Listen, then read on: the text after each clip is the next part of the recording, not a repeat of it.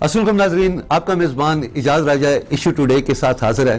नाजरीन, जैसा कि आप जानते हैं, हम अक्सर बात करते थे नून और शीन की, तो जो इस वक्त हमें सूरत हाल नज़र आ रही है वो यही नज़र आ रही है कि इस वक्त नून लीग में भी काफ़ी इख्तलाफात है। इसके अलावा हमारी गवर्नमेंट ये भी कह रही है कि जो इकॉनमी का रेट है उसकी ग्रोथ काफ़ी बढ़ चुकी है। और तीसरी जो बात है कि क्या इमरान खान साहब 3 साल तो गुजार चुके हैं, क्या वाकई 5 साल वो पूरे करेंगे? इसी पे गुफ्तगू के लिए आज मेरे साथ तशरीफ रखते हैं मलिक अहमद नवाज साहब, जो कि सीनियर तज्जियाकार हैं। उनके साथ तशरीफ फरमा है राजा अता साहब, जो कि पाकिस्तान पीटीआई के सीनियर रहनुमा हैं।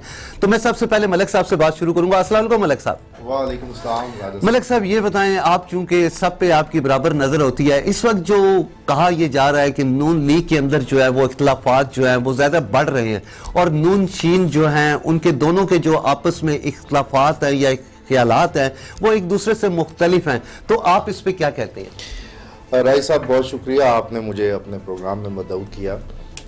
राय साहब, अर्ज़ ये है कि जो राय का इख्तलाफ है वो पार्टीज़ के अंदर मुख्तलिफ अमूर के अंदर मुख्तलिफ मामलात के ऊपर जो है वो सामने आता है, लेकिन उसके ऊपर जो भी फैसले किए जाते हैं वो मुत्तफ़िक़ा राय से किए जाते हैं। मैं आपको ये बताऊं, गोरे का एक बड़ा खूबसूरत फार्मूला है कि if you can't convince just confuse. तो बात यह है कि इसके साथ साथ एक बड़ी इम्पॉर्टेंट बात है कि वक्त जो है ना वो बजाते खुद एक मरहम होता है। ठीक है जी, आपको मैं ये बता दूं कि नून में से शीन जो है वो कभी भी नहीं निकलेगी। ठीक है जी, बहुत से लोग ये कह रहे हैं कि एक तरफ जारहाना पॉलिसी है और एक तरफ मफाहमियत की पॉलिसी है। तो मैं आपको ये बताऊं कि जब भी निगोशिएशंस हो रही होती हैं और दो ग्रुप्स के दरमियान होती हैं, तो एक गुड कॉप का रोल प्ले करता है और एक बैड कॉप का रोल प्ले करता है। ठीक है, ताकि चीज़ें जो है वो एक सर्टन लिमिट से आगे जो है वो बढ़े नहीं और दस्तों गिरेबान से जो है वो बचा जा सके। ठीक है, तो मैं ये समझता हूँ कि नून लीग की पूरी जमात जो है वो आज भी मुत्तफिक है और नून लीग में से शीन जो है वो नहीं निकलेगी। इसके साथ मैं आपको एक और बात भी बताऊं कि पाकिस्तान के जो ख़ानदानी निज़ाम है वो बड़ा मजबूत ख़ानदानी निज़ाम है। ठीक है, अगर नून में से शीन निकलती है तो इसका मतलब यह है कि मियां मोहम्मद नवाज शरीफ साहब और शहबाज शरीफ साहब की जो ख़ानदान है और जो ख़ानदान के दरमियान जो रिलेशनशिप्स हैं वो जो है वो डिवाइड होने जा रही हैं। तो ऐसा नहीं हो सकता। आम आवाम के सामने, आपके और मेरे सामने तो मियां मोहम्मद नवाज शरीफ साहब, शहबाज शरीफ साहब, मोहतरमा मरियम नवाज साहिबा हैं, लेकिन इसके अलावा भी तो उनके रिश्तेदार हैं, उनके अंदर कुछ बड़े भी होंगे, उनके अंदर कुछ बड़े ऐसे होंगे जिनका खानदान के ऊपर असर रसूख भी होगा। ठीक है ना जी, तो ये कयास आराई करना कि नून में से जो है वो शीन निकलेगी, ये बिल्कुल नामुमकिन है। और जहाँ तक मैं जानता हूँ, मरियम नवाज शरीफ साहिबा अपने चचा की बहुत इज़्ज़त करती हैं, उनके राय की इज़्ज़त करती हैं और दोनों माशाल्लाह से जो है वो सीनियर रहनुमा हैं। अब अगर आप ये कहते हैं कि जनाब अली जो है वो पार्टी के अंदर डिवीजन है, तो देखें डिवीजन क्या है। लोग कहते हैं कि जी मफाहमत की पॉलिसी, तो आप मुझे ये बताएं कि जितनी टर्म्स में मियां मोहम्मद नवाज शरीफ साहब ने हुकूमत की है वो कौन से इदारे को साथ लेकर नहीं चले? ठीक है, या कौन सी गवर्नमेंट है, अगर हम नून लीग को छोड़ भी दें, जितनी भी गवर्नमेंट्स हैं वो कौन से इदारों को साथ लेकर नहीं चली? या जब भी इदारों के साथ कोई बात हुई है तो चंद अमूर के ऊपर इख्तलाफ आया है, इदारों के दरमियान और हुकूमतों के दरमियान कभी इख्तलाफात नहीं आए। इख्तलाफ सिर्फ यही आया है कि हम इस काम को ऐसे कर लें, किसी ने कहा जी ऐसे कर लें, किसी ने कहा ऐसे कर लें, तो उसके करने के ऊपर, उसके तरीक़ेकार के ऊपर जो है ना वो तो एतराज़ हो सकता है, उसके ऊपर जो है वो हो सकता है कि इत्तफाक़ राय जो है वो कायम ना हो सके, लेकिन ये तासुर कायम करना कि आज तक जितनी भी गवर्नमेंट्स गुजरी हैं उन्होंने खुदा न खास्ता इदारों को बाईपास करने की कोशिश की है या इदारों को साथ नहीं लेके चला, तो इसका मतलब है कि फिर जो है वो गवर्नमेंट चल ही नहीं सकती थी। उसकी मैं आपको मिसाल ऐसे देता हूँ कि मैंने अपनी तारीख के अंदर जो वर्स्ट तरीन गवर्नमेंट देखी है, मतलब जिसका कोई किसी चीज के ऊपर कंट्रोल ही नहीं है, वो पीटीआई की गवर्नमेंट है। उसके आप आम आवाम से भी उसके बारे में पूछ सकते हैं। इसके बावजूद अगर हम ये कहेंगे कि जनाब अली कोई इमरान खान की हुकूमत इदारों को साथ नहीं लेके चल रही या इदारों को बाईपास करने की कोशिश कर रही है, तो ये सरासर गलत कयास आराई होगी, ये लोगों की खाम ख्याली है, ये गलत फहमी है, ऐसा कुछ भी नहीं है। दूसरी बात मैं आपको ये बताता चलूं कि اب جو مفاہمت ہے، مفاہمت کی پالیسی یہ ہے کہ ایک بندہ جو ہے وہ سافٹ لائن لے رہا ہے تاکہ اس کے لیے سافٹ کارنر جو ہے وہ چلے موجود ملک ہے. صاحب آپ کی طرف میں دوبارہ آتا ہوں, آپ کی بات لمبی ہو جائے گی. رائے صاحب سے پوچھیں. رائے صاحب, جیسا کہ ملک صاحب نے کہا کہ ہمیں کچھ ایسا نظر نہیں آ رہا اور نہ ہی ایسا ممکن ہے کہ نون اور شین آپس میں الگ ہو. پھر انہوں نے کہا کہ میاں صاحب اداروں کو ساتھ لے کے چلے ہیں, لیکن میں یہ سمجھتا ہوں کہ جہاں تک ہمارا خیال ہے کہ انہوں نے ہمیشہ داروں پہ مسلط ہونے کی کوشش کی ہے. تو آپ کیا کہتے ہیں؟ بسم اللہ الرحمن الرحیم. رائے صاحب بہت شکریہ, آپ نے موقع دیا. جہاں تک پاکستان کی سیاست کا تعلق ہے, آپ نے پچھلے 70 سال کی سیاست کسی سے ڈھکی چھپی نہیں ہے.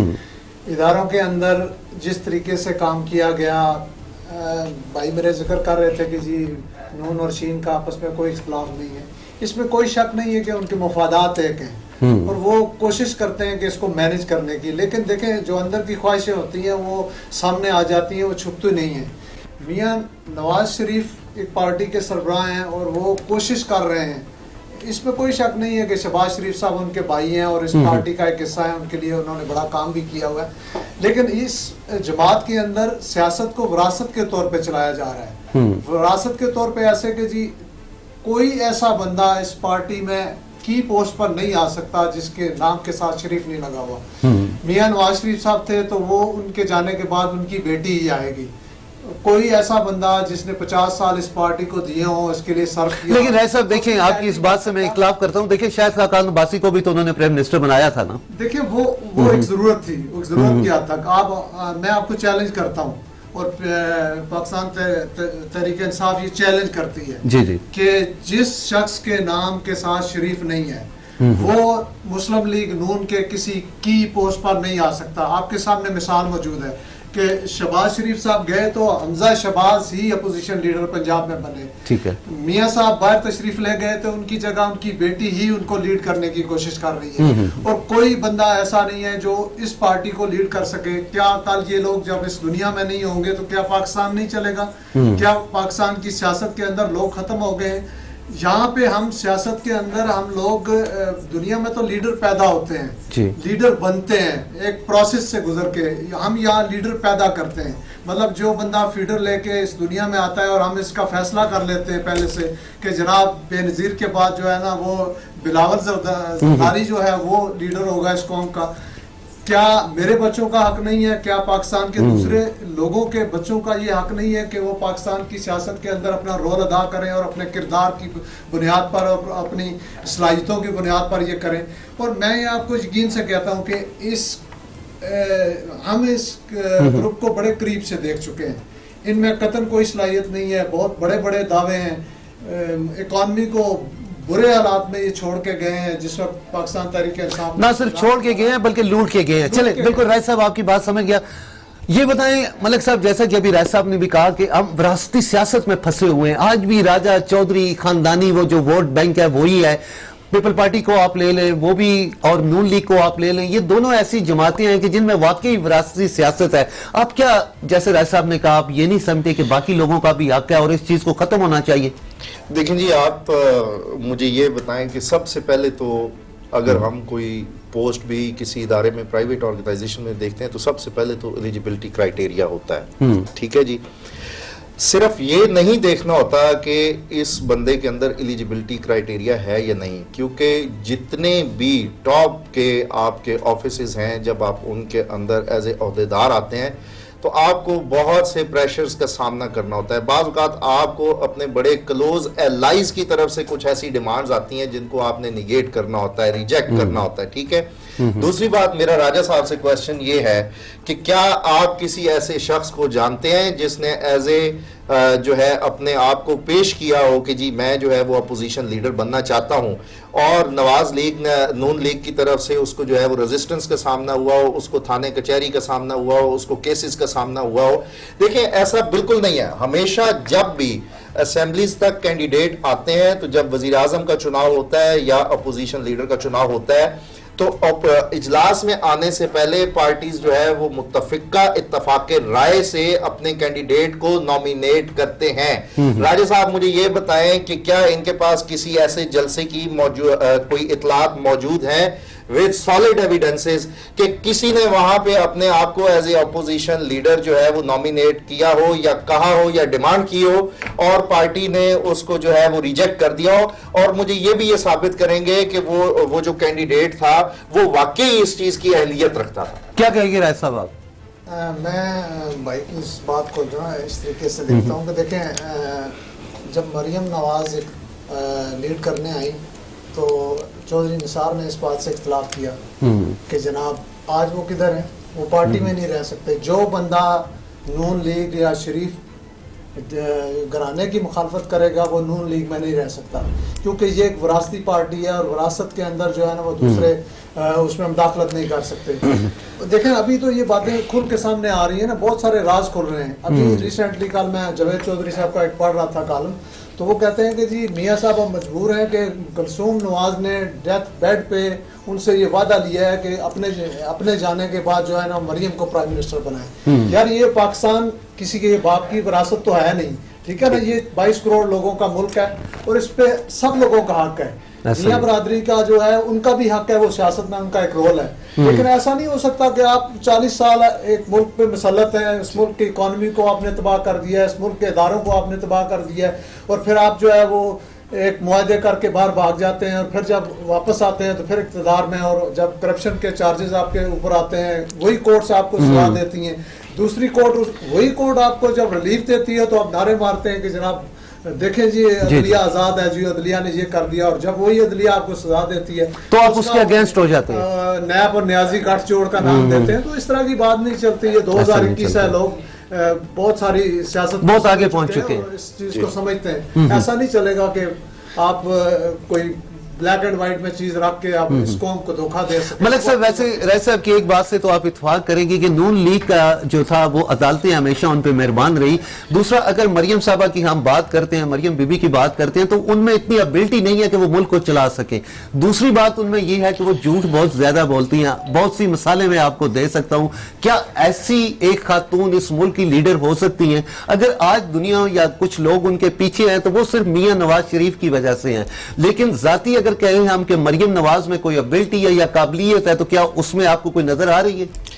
دیکھیں جی, میں یہ فیصلہ تو نہیں کر سکتا کہ کون اہل ہے یا کون نا اہل ہے, ٹھیک ہے, یہ بڑا فیصلہ مشکل ہے. لیکن ملک صاحب ایک بات پہ تو دیکھیں, آپ نااہل لوگوں کو, ایک نااہل لوگ, ایک نااہل پائلٹ کو آپ جہاز پہ بٹھا دیں گے تو اس کا انجام کیا ہوگا؟ سر کبھی کوئی نااہل پائلٹ جہاز پہ نہیں بیٹھتا. تو پھر یہ بھی تو مانے نا کہ آپ ایک نااہل شخصیت کو آپ لیڈر بنا رہے ہیں. اچھا, اب آپ مجھے یہ بتا دیں کہ آپ کے پاس کیا جسٹیفیکیشن ہے کہ مریم نواز صاحبہ جو ہے وہ نااہل ہے؟ بات یہ کہ یہ فیصلہ جو ہے بڑا مشکل ہے. اب میں آپ کو بتاتا ہوں, آپ کے اپنے الفاظ ہیں کہ ووٹ بینک جو ہے وہ نواز شریف کا ہے, ٹھیک ہے. اب کسی کی دوستی نواز شریف سے, کسی کی انڈرسٹینڈنگ نواز شریف سے ہو یا کسی کی شہباز شریف سے ہو, ووٹ بینک جو ہے وہ نون لیگ کا ہے, نواز شریف کا ہے. ابھی آپ نے خود اس بات کو تسلیم کیا ہے کہ ووٹ بینک جو ہے وہ نواز شریف کا ہے. اب آپ کو میں یہ بھی بتا دوں کہ جو نواز شریف کے بیانیے کو جو لے کے چلی ہے مریم صاحبہ, یہ ہو سکتا ہے شہباز شریف صاحب لے کے چلتے, لیکن کیونکہ شہباز شریف صاحب پابند سلاسل تھے تو کسی نے تو اس تحریک کو لے کے چلنا تھا. تو آپ کیا سمجھتے ہیں کہ کیا وہ اپنی تحریک کو لے کر نہیں چلی؟ کیا وہ اپنے ووٹ بینک کو نہ صرف انہوں نے انٹیکٹ رکھا ہے, انہوں نے اپنے ووٹ بینک کو بڑھایا بھی ہے. آج اس ملک کے اندر اگر فیئر اینڈ فری الیکشنز کر دیے جائیں تو میں نون لیگ کو جیتتا ہوا دیکھتا ہوں. ٹھیک ہو گیا. رائے صاحب یہ بتائیں کہ اپوزیشن بڑا اختلاف کر رہی ہے, جو اکانومی اس وقت ہماری بہتری کی طرف جا رہی ہے, لیکن اپوزیشن کہہ رہی ہے یہ سارا ڈرامہ ہے, یہ صرف اعداد و شمار کا جو ہے نا وہ ہیر پھیر ہے. تو اس پہ کیا کہتے ہیں آپ؟ سب دیکھیں, اس میں کوئی شک نہیں ہے کہ جب نون لیگ کی گورنمنٹ گئی تو ہم معیشت کے ایک بہت بڑے کرائسس کے اندر تھے, جس میں ابھی بھی ہیں. میں یہ نہیں کہتا کہ ہم کرائسس سے باہر آ گئے, لیکن الحمدللہ 3 سال گزرنے کے بعد ایسے اشارے آپ کو ضرور مل رہے ہیں جس سے آپ کی اکانومی بہتر ہوتی ہوئی نظر آ رہی ہے اور ہم بہتری کی طرف جا رہے ہیں. فار ایگزامپل میں آپ کو مثال دیتا ہوں کہ آپ کی گارمنٹس کی انڈسٹری کو ریلیف دیا گیا, ان کو بہت ساری سہولیات دی گئی. الحمدللہ آج وہ بڑے ٹریک پہ آ چکی ہے اور ہمارے انٹرنیشنل جو آپ کے آرڈرز ہیں وہ بہت سارے ان کو مل رہے ہیں اور بہتری آ رہی ہے. اس کے علاوہ جناب آپ کا جو تعمیراتی انڈسٹری ہے, شعبہ ہے, وہ ایک ٹریک پہ آ چکا ہے, لوگوں کو روزگار مل رہے ہیں, اس میں لوگ جو ہے وہ बेहतर परफॉर्म कर रहे हैं और जी। इंशाल्लाह बेहतरी आ रही है। टैक्स के अंदर पाकिस्तान की तारीख के अंदर ये पहली दफ़ा ऐसा हुआ है कि टैक्स के अंदर आपका जो आपने टारगेट जो आपने मुकर्रर किया था वो आपने अपने टाइम से पहले अचीव कर लिया। उसके अलावा जो आपके ओवरसीज पाकिस्तानी हैं वो बहुत कसीर तादाद में ज़र मुबादला जो है वो पाकिस्तान को भेज रहे हैं। ये हुकूमत की पॉलिसियों का एक नतीजा है जिस पे गवर्नमेंट पे लोगों का इत्माद है और गवर्नमेंट ऐसी इस्लाहत करने जा रही है जिससे इंशाल्लाह आने वाले वक्त में बेहतरी आएगी। आने वाले बजट के अंदर हम जो है तनख्वाहदार जो तबका है उसको रिलीफ देने जा रहे हो, तो इसमें कोई शक नहीं है कि इंशाल्लाह मैं आपको ये बात यकीन से कहता हूँ कि पाकिस्तान तहरीक इंसाफ की हुकूमत पूरी फोकस है इन मामलात पर और कोई बंदा ऐसा नहीं है जो ये चाहता हो कि 22 साल वो स्ट्रगल करके और इक़्तिदार में आए और अवाम उसको गालियां दे और अवाम के वो मसाइल हल ना करे। इंशाल्लाह मुझे पूरी तवक्को है कि अगले आने वाले 2 साल के अंदर इमरान खान अपनी मईशत को अपने पाँव पर खड़ा करेगा और इंशाल्लाह अवाम को रिलीफ भी मिलेगा। और हम वो अदाद शुमार वो जो है ना गोरख धंधा जो हमारे 70 साल से हम सुनते आ रहे हैं, जी हम दे रहे थे जनाब, ऐसे हो गया वैसे हो गया, और ये लोग इस तरीके के मंसूबे बना के गए हैं। जी मैं आपको एक सिंगल मिसाल देता हूँ, आप ओरेंट ट्रेन को ले लें जिसका बहुत बड़ा जो है ना क्रेडिट आज नून लीग लेना चाहती है कि जी हमने बहुत बड़ा मार्का मारा है। पहले 3 माह के अंदर उसका जो टोटल आपको उसमें इनकम हुई है वो 24 लाख रुपए है। ठीक है। 36 करोड़ रुपए उसका खाली बिजली का बिल है। उसके अलावा जनाब उसकी मेंटेनेंस, उसके मुलाजमीन की तनख्वाहें, खरबों रुपए का टैक्स जो आपने वो सूद जो आपने जो देना है, ये मंसूबे नहीं है। पाकिस्तान की इकोनॉमी की कब्र पाकिस्तान के साथ जुल्म किया गया है। पाकिस्तान के साथ देखें नफा और नुकसान की बुनियाद पे फैसले किए जाते हैं। कौमें देखती हैं कि जी कौन सा मंसूबा हमें लगाना चाहिए जिससे हमें हमारी इकोनॉमी तरक्की करे, हमारा फायदा हो। ये वाहिद हुकूमत थी जो ये सोचती थी कि जी हमें किक्स बैक कहाँ से मिलेंगे, हमारा सिरे माल कहाँ से बनेगा, हमारे जो है लंदन फ्लैट कहाँ से बनेंगे। मेरा ख्याल है इमरान खान का ऐसा कोई एजेंडा नहीं है, ना उसने अपने बच्चों को इसमें लाना है। इनका वाहिद एजेंडा है कि अपनी जिंदगी जब एंड पे हो तो हमारे बच्चे इस मुल्क पे हमेशा इस मुल्क में ये मसलत रहना चाहते हैं। बिल्कुल का मोटो है और उसी पे ये काम कर। बिल्कुल मलिक साहब, वैसे आप ये बात तो मानेंगे सर कि जो इस वक्त हमारी मैशत है वो बेहतरी की तरफ गामजन है, हमारा इकॉनमी रेट बेहतर हो रहा है, इसके अलावा हमारी इंडस्ट्री बेहतर हो रही है, इस बात को तो आप तस्लीम करते हैं? इकोनॉमी अगर बेहतर हो रही है तो उसके लिए बुनियादी सी चीज है कि हमारा फॉरेक्स में जो रुपए की कदर है उसमें कितनी कमी या ज्यादती हुई है, ये बड़ा बुनियादी सा फार्मूला है। ठीक है। दूसरा, जब भी बात की जाती है पीटीआई के लोगों से तो एक इनकी जुमला जो है वो हर बंदे की ज़बान ज़दे आम है कि 22 साल की तगोदौ के बाद, उस 22 साल की तगोदौ के अंदर फर्दन क्या रिसर्च हुई कि हमारे मुल्क के मामलात क्या हैं, हमारी इकॉनमी डाउन क्यों है, हमने इकॉनमी को रिवाइव कैसे करना है, हमने इंडस्ट्री को सहूलियात क्या देनी है, हमने इंडस्ट्री को सस्टेन कैसे करना है और हमने मुल्क की बेहतरी के लिए क्या काम करना है। 22 साल की प्लानिंग ये है कि हुकूमत में आते साथ हमें IMF के पास जाना पड़ गया, जो कि नारा था इमरान खान का कि हम IMF के पास नहीं जाएंगे, हम कशकोल तोड़ देंगे। जी जी। कराची के बाद फैसलाबाद दूसरा बड़ा इंडस्ट्रियल शहर है और सेकंड लार्जेस्ट सिटी है पाकिस्तान का, जो आपके जीडीपी ग्रोथ के अंदर एट नंबर 2। उसके इंडस्ट्रियल जोन्स में बहुत सारी इंडस्ट्रीज जो है वो बंद हो गई, उनको इन्होंने उनको रिवाइज किया। दूसरी बात, पीटीआई के लोगों का कहना यह था कि सड़कें जरूरत नहीं है, हॉस्पिटल्स होने चाहिए। कौन से हॉस्पिटल्स जो है वो पीटीआई ने बनाए? मैं अभी आपको ताजा और एक जिंदा मिसाल देता हूं। लाहौर जनरल हॉस्पिटल के अंदर एक बहुत बड़ी फैसिलिटी जो है वो वहां पे मौजूद है, कॉइलिंग का उसको नाम दिया जाता है, जो ब्रेन सर्जरी के लिए यूज होती है।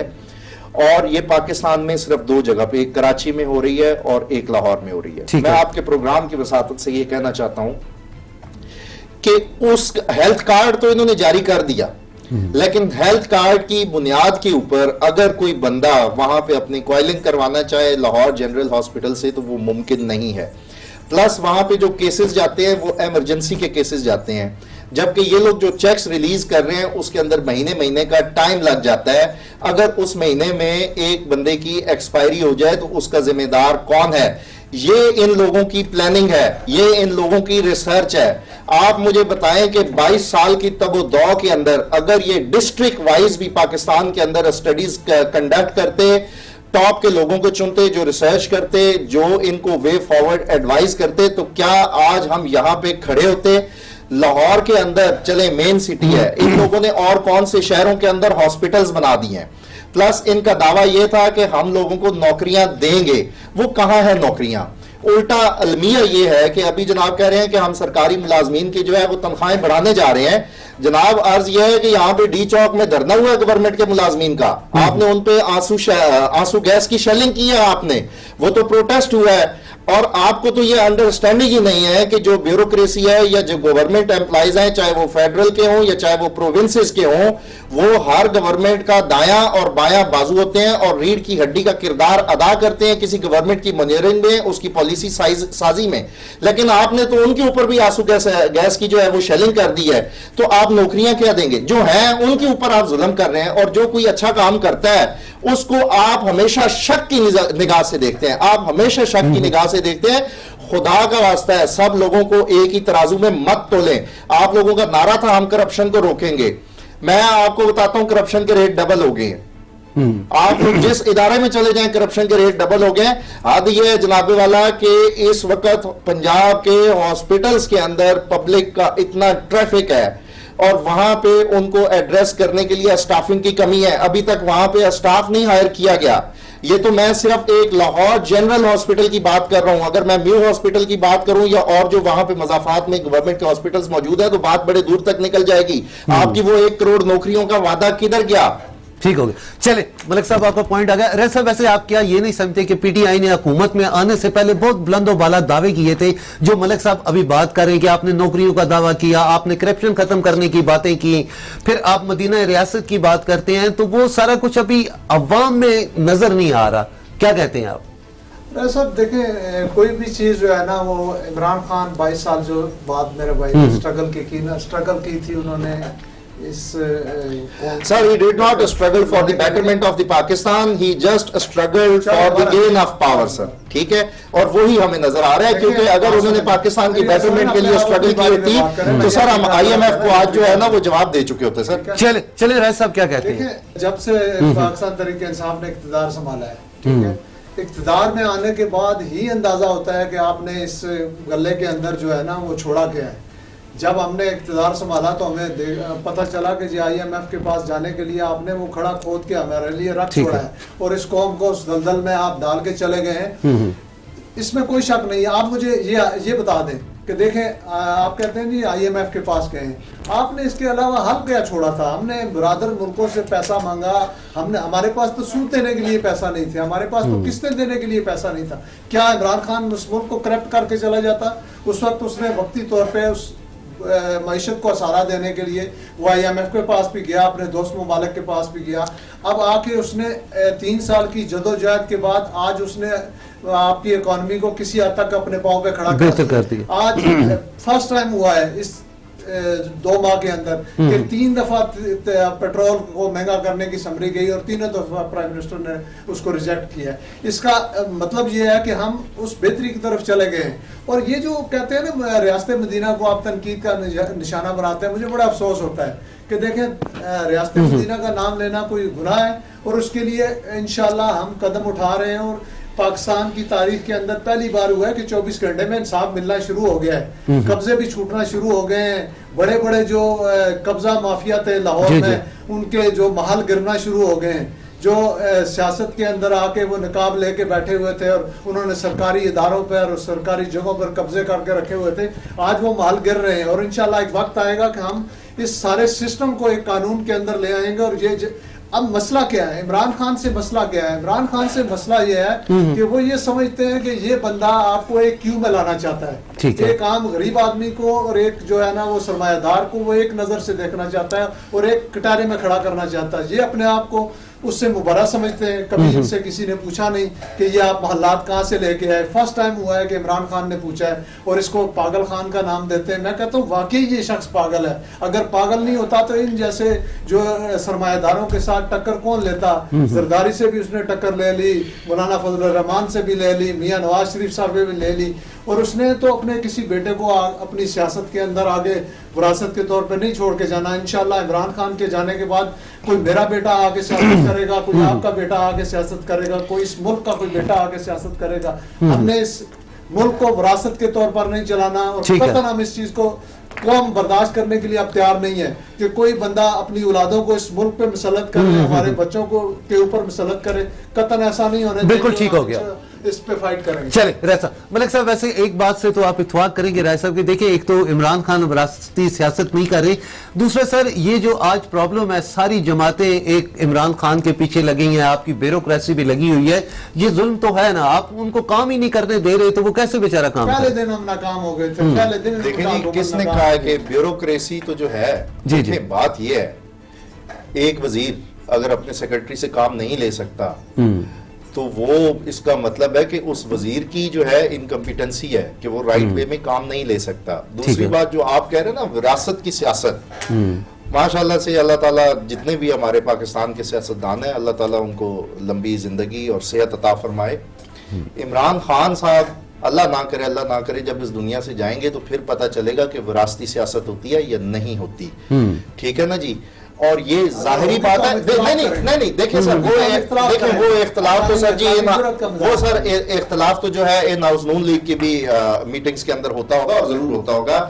گزارش یہ ہے کہ ہمیں ظاہر کا پتہ ہے, ہم کوئی ولیوں کی اولاد نہیں ہے کہ ہمیں جو ہے وہ لکھ کے دے دیا. اسٹامپ پیپر پہ بھی عمران خان صاحب لکھ کے دے دینا کہ جناب ان کے بچے کل کو اس سیاسی پارٹی کے وارث نہیں ہوں گے, تو ہمیں نہ تسلیم کرنا چاہیے نہ ہماری عقل تسلیم کرتی ہے. تو ایک تو یہ ان کا جملہ جو ہے نا وہ نل اینڈ وائڈ ہے. یہ اس وقت دیکھیں گے, نہیں سر یہ اس وقت دیکھیں گے جب خدا نہ خواستہ اللہ عمران خان صاحب کو بھی صحت زندگی دے, پاکستان کا ایک اثاثہ ہے, لیکن یہ ساری موروثی سیاست کی کہانی اس وقت کھلے گی. ہمیں کیا پتا کل کو عمران خان صاحب کی کوئی بہن آ جائے, ان کا کوئی چچا زاد آ جائے, کوئی بیٹا آ جائے, جب تک وہ حیات میں موجود ہے ان کی حیات کی بات کریں, وہ وراثت کی بات تب کریں گے جب وراثتی انتقالات چڑھیں گے. وقت ہمارے پاس کم ہے, آپ اپنی بات کو جلدی ذرا وائنڈ اپ کریں ملک صاحب. مزید بس سر گزارش یہ ہے, مجھے آپ کا سوال تھا کہ نون اور شین, تو میں یہ سمجھوں گا کہ یہ ان کی پالیسی ہے, حکمت عملی ہے, اچھی حکمت عملی ہے اور انشاءاللہ وہ اس میں کامیاب ہوں گے. اور دوسری اگر پی ٹی آئی کی گورنمنٹ یہ کہتی ہے کہ انہوں نے جو ہے وہ فائنینشلی پاکستان کی اکانومی کو کوئی سہارا دیا ہے تو یہ سراسر عوام الناس کی غلط فہمی ہے اور عوام کی آنکھوں میں دھول جھونک رہے ہیں. ٹھیک ہو گیا. آخر میں رائے صاحب مختصر سا مجھے بتائیں, کشمیر کے الیکشن بڑے قریب ہیں, آپ وہاں پہ اپنی پوزیشن کو کیسا دیکھ رہے ہیں؟ صاحب اس میں کوئی شک نہیں ہے کہ پاکستان کے اندر سیاست اس قسم کی ہے, وراثتی سیاست ہے, اور اس کے اثرات جو ہے وہ برادری ازم ہے, وراثتی سیاست ہے, اسی میں ہم پھنسے ہوئے ہیں, اور اس سے باہر نکلنے کے لیے ہمیں بڑا وقت چاہیے نا, ہم کیونکہ اس تک ابھی پہنچے ہی نہیں ہیں. ٹھیک ہو گیا. کشمیر کے اندر الیکشن ہوں گے انشاءاللہ, ہم اپنے نظریے کے اوپر الیکشن لڑیں گے اور فتح شکست اللہ تعالیٰ کے ہاتھ میں ہے. آپ نے اگر ایک ٹریک پہ آپ صحیح جا رہے ہیں, آپ سیدھے راستے پہ جا رہے ہیں, تو اس میں نفع نقصان اور یہ نہیں دیکھا جاتا کہ آپ کی مخالفت میں کون ہے اور آپ کی مخالفت میں کتنے لوگ ہیں. میں یہ سمجھتا ہوں کہ ہمارا ضمیر مطمئن ہے, ہم نے جس تبدیلی کے لیے ووٹ دیا تھا اس تبدیلی کی طرف ہم گامزن ہیں, چاہے آپ سست جا رہے ہیں, چاہے اس کے راستے کے اندر بہت ساری رکاوٹیں ہیں, آپ کی انتظامیہ اس میں رکاوٹ ہے, آپ کی عدلیہ اس میں رکاوٹ ہے, آپ کا مافیا اس میں رکاوٹ ہے.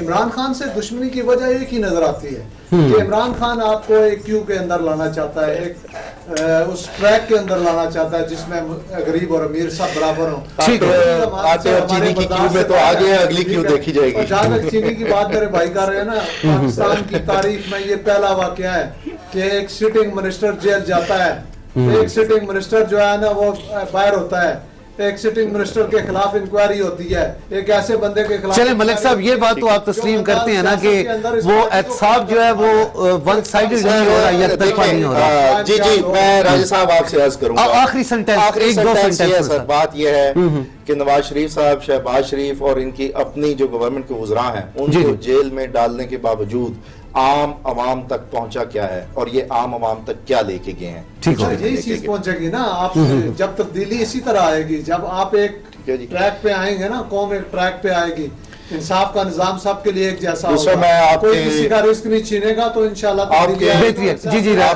آپ کے پروگرام کی وساطت سے میں کہنا چاہتا ہوں تحریک انصاف کا نعرہ تھا کرپشن اور انصاف. خدا کا واسطہ انصاف پہ رحم کیجئے, بہت سارے ججز کی اپوائنٹمنٹس باقی ہیں, ڈسٹرکٹ کورٹس کے اوپر بہت زیادہ رش ہے, نئے ججز کی اپوائنٹمنٹس کیجئے, بہت سے وکلاء کی جو ہے نا وہ نمبر آیا ہوا ہے ان کے ججز بننے کا, اپنی کورٹس کی کیپیسٹی کو انہینس کیجئے, کچھ آپ کریں گے تو آپ لوگ انصاف دے پائیں گے, ٹھیک ہے نا جی؟ ٹھیک ہو گیا, چلے ملک صاحب بہت شکریہ آپ کا, راج صاحب آپ کا بھی بہت شکریہ, آپ یہاں تشریف لائے. لاسٹ میں ایک جی ذرا مختصر سا پلیز, وقت بالکل ختم ہے ہمارے پاس. خان صاحب آپ کو بار بار کہہ رہے ہیں کہ جائیں انتخابی اصلاحات کرتے ہیں, آپ اگر فری اینڈ فیئر الیکشن چاہتے ہیں, اگر آپ پاکستان کے اندر جمہوریت کو مضبوط دیکھنا چاہتے ہیں, ٹھیک ہے, تو کیا اصلاحات کے بغیر یہ چیز ممکن ہے؟